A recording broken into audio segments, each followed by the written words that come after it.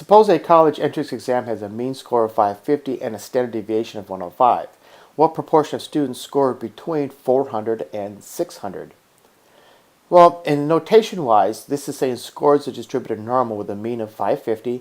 Remember that first number is always a mean, and a variance of 105 squared.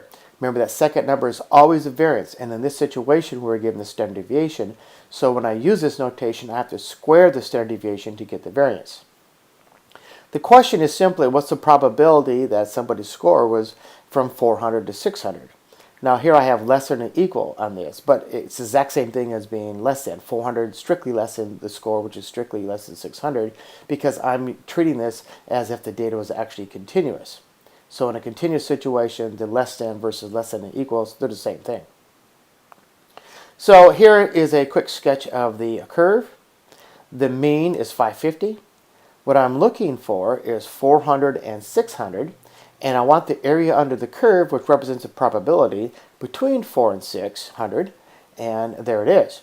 So when I enter the data, I have 550 for the mean, 105 for the standard deviation. TC stats will require you to put n equals 1. Some other technologies, such as a calculator, TI-83, 84, will not. The lower bound is 400, the upper bound is 600.